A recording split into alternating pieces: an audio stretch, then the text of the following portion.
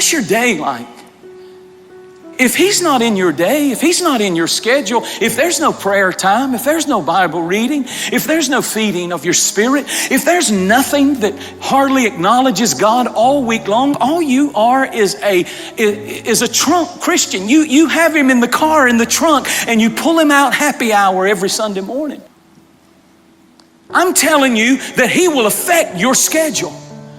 Every day there ought to be a prayer place. Every day there ought to be time spent in the Word. Did you know that if you read the Bible 15 minutes a day, you can read the entire Bible through every year? It doesn't take huge amounts of time, but it's just scheduling it in and saying, I must read the Bible and I must pray. These are important things. And if you'll do it, if you'll read the Word will read you.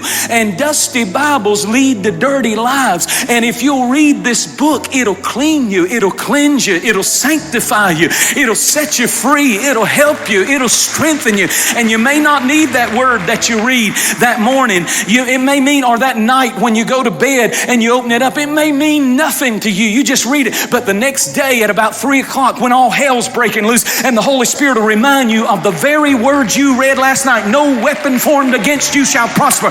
And suddenly a confidence comes because you've had Him in your schedule. When you wake up in the morning, don't have a prayer list. Have a list that says this is what's bothering me today. Have you ever tried to pray and your mind wanders? You know what your mind is wandering to? What you really ought to be praying about. And your mind is wandering at this anxious thought about money or something, and you're trying to be religious and pray these nice prayers. You'll either pray or you'll worry. And your old worry list is your new prayer list. Consult the Lord. Pray about it. Ask Him. Ask Him. That's your duty. That's your responsibility to ask the Lord about everything. Before you buy a house, consult the Lord. Pray about it. I don't want anything that He doesn't want me to have. I know that what He gives me, He will maintain. He will take care of. I don't want it to become a problem because I didn't consult the Lord.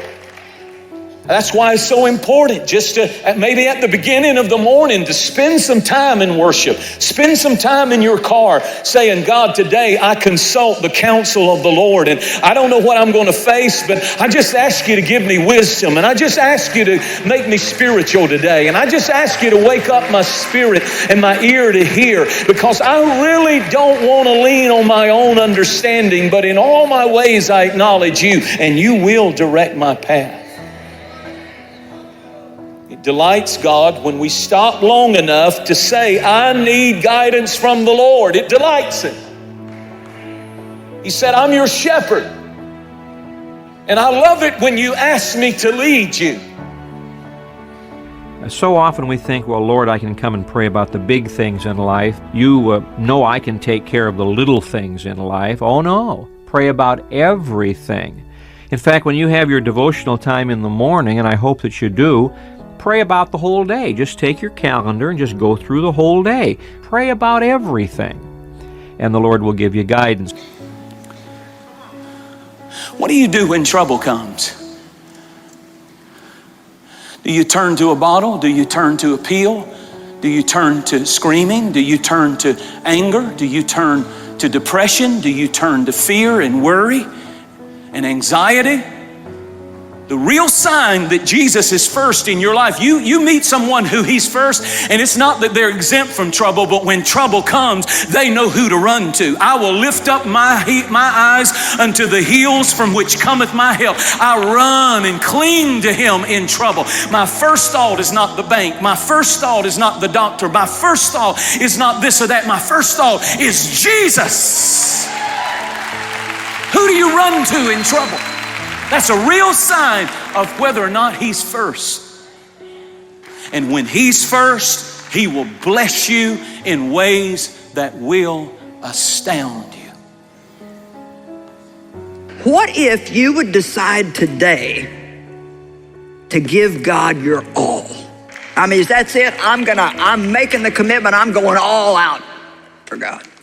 And you're either looking at the enemy or you're looking at the angels. You're looking at the problem or you're looking at the promises. And one thing that we need if we're going to live a victorious, powerful life is the right perspective. You have to see what God sees. No matter what you're going through, don't get your eyes on the littleness of your problem. He's working all things. There's a big picture to every trial, to every challenge, to every adversity we go through. There's a big picture, and He's working all things together for the good to them that are called according to His purpose. Perspective is important, and pray every day, God, show me the big picture. Show me and help me to keep seeing the big perspective of what You see, not just the temporal situation that is causing me to be fearful and worried. Get God's and see God's perspective. If you want victory in your life, you got to constantly pray, Lord, open my eyes and let me see the best, and let me see the good, and let me see the bigness of what Your plan and purpose is for my life. Did you this morning get up and say, I am commanded by God to restir my joy, to rejoice? When you come to a place in your life where you face important decisions, you can't afford to use your intellect alone. We're supposed to be guided by the Holy Spirit. We are supposed to seek the counsel of the Lord on everything. You have to learn to ask before you act. You have to learn to ask before you get in covenant with people, before you start businesses, before you do things, and then you just expect and hope that God will back you up. If you're picking a spouse to marry, you better consult the Lord. You better ask the Lord's counsel. Should I take that job? You better ask the counsel of the Lord. And this sounds so silly, but I'm amazed at how prayerless we become. I'm amazed at how many, even in my life, how many decisions I make and I haven't even asked the counsel of the Lord. And the Lord said, no, you can't afford to be making intellectual decisions because you think you know everything. I need you. I wait on you to wait on me. And you don't just rely on your intellect, even though God gives us intellect to make wise decisions.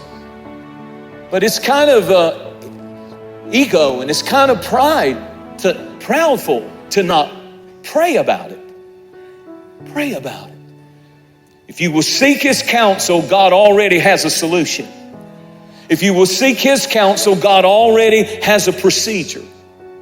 There's an unseen hand that wants to guide our lives. And I wonder if most of the problems that we face could not be solved and we wouldn't get in them. But we did not consult the Lord. If you've got a prayer place, if you don't have one, get one. Because when you go there, that is holy ground, and God knows that you're very present. In other words, you're saying, this is so important that I'm coming and I'm waiting. I'm not telling you what to do, nor am I asking you for anything. I'm waiting on you. When we stop working, God starts working. When we stop working, God starts working. When we stop working, God starts working. But when you stop and you say, here I am. I'm wrestling with a lot of stuff. I really need wisdom. I really need you to do your will. I don't even know what path I need to take. But I'm waiting on you. I wonder if we would take time, if it would never be said of us from this point tonight, they sought not the counsel of the Lord. I wonder how many blessings we would step into just by learning to wait on the Lord. To spend time in His presence.